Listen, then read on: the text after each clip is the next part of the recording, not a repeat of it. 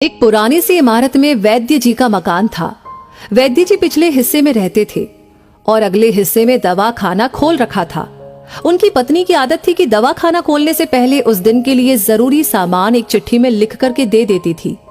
वैद्य जी गद्दी पर बैठकर के पहले भगवान का नाम लेते, फिर वो चिट्ठी खोलते और पत्नी ने जो बातें लिखी होती उनके भाव देखते, फिर उनका हिसाब करते, फिर परमात्मा से प्रार्थना करते कि हे भगवान, मैं केवल तेरे ही आदेश के अनुसार तेरी भक्ति छोड़कर यहाँ दुनियादारी के चक्कर में आ बैठा हूँ।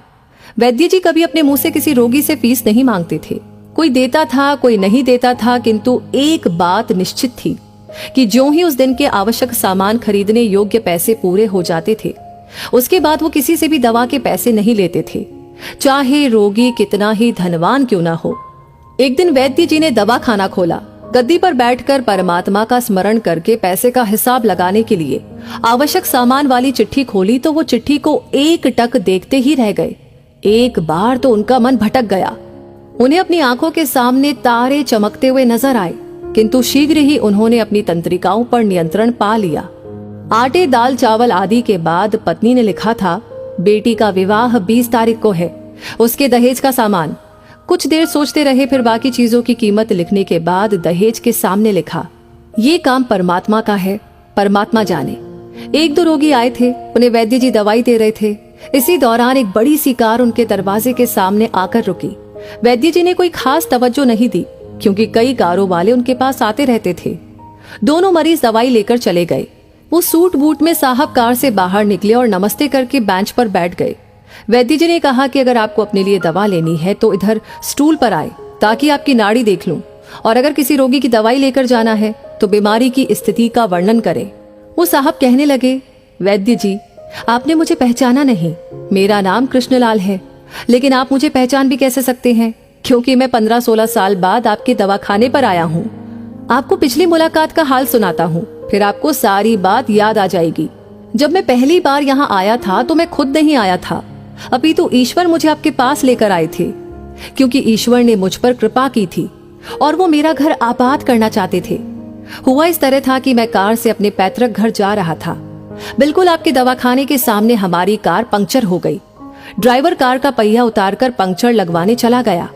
आपने देखा कि गर्मी में मैं कार के पास खड़ा था, तो आप मेरे पास आए और दवाखाने की ओर इशारा किया और कहा कि इधर आकर कुर्सी पर बैठ जाए। फिर मैं कुर्सी पर आकर बैठ गया। ड्राइवर ने कुछ ज्यादा ही देर लगा दी थी।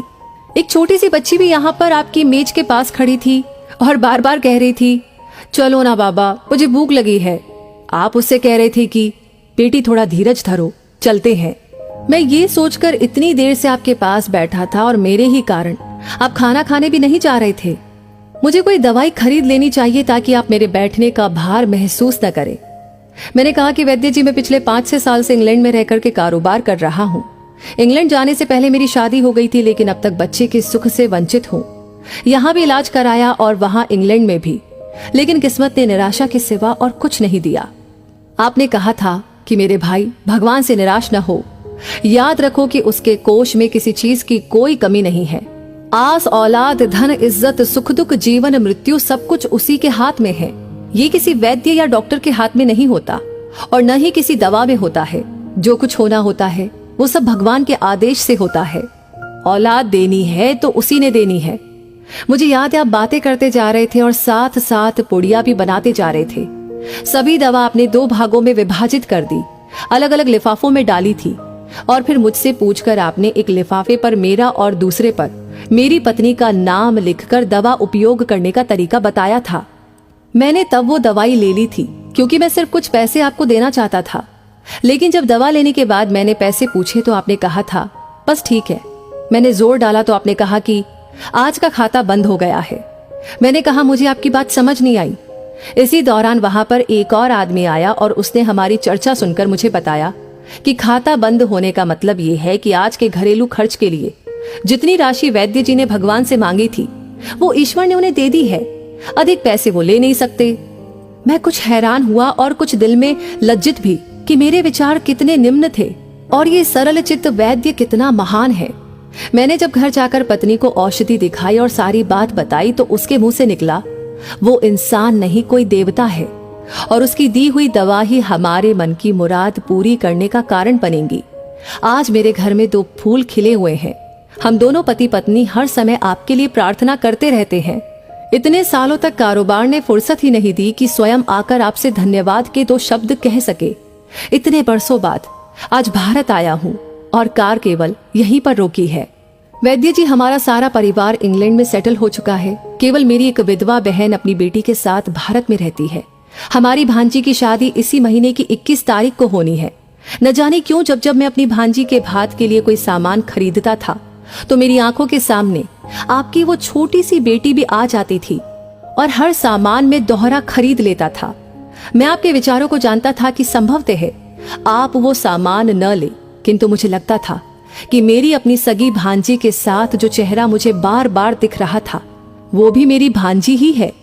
मुझे लगता था कि ईश्वर ने इस भांजी के विवाह में भी मुझे भात भरने की जिम्मेदारी दी है।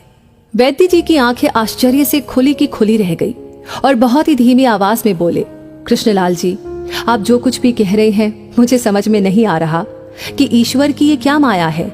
आप मेरी श्रीमती के हाथ की लिखी हुई ये चिट्ठी देखिए। और वैद्य जी ने चिट्ठी खोलकर कृष्णलाल जी को पकड़ा दी। वहां पर उपस्थित सभी ये देख करके हैरान रह गए कि दहेज का सामान के सामने लिखा हुआ था, ये काम परमात्मा का है, परमात्मा जाने। कांपती सी आवाज में वैद्य जी बोले, कृष्णलाल जी, विश्वास कीजिए कि आज तक कभी ऐसा नहीं हुआ कि पत्नी ने चिट्ठी पर आवश्यकता लिखी हो और भगवान ने उस दिन उसकी व्यवस्था न कर दी हो। आपकी बातें सुनकर तो लगता है कि भगवान को पता होता है कि किस दिन मेरी श्रीमती क्या लिखने वाली है।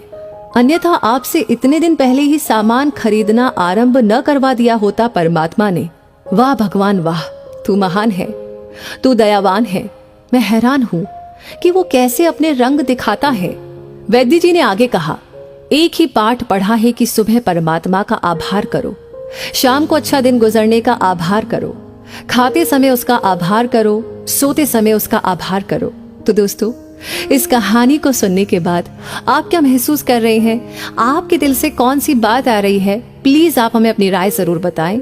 इस वीडियो को लाइक आपने कर दिया है तो शेयर करना बिल्कुल ना भूलें। आपका हर एक लाइक, हर एक कमेंट, हर एक शेयर हमें इंस्पायर करता है ऐसी कहानियां आप तक पहुंचाने के लिए। और हाँ, इस वीडियो को पूरा देखने के लिए तहे दिल से हमारी पूरी टीम की ओर से आपको बहुत सारा आभार।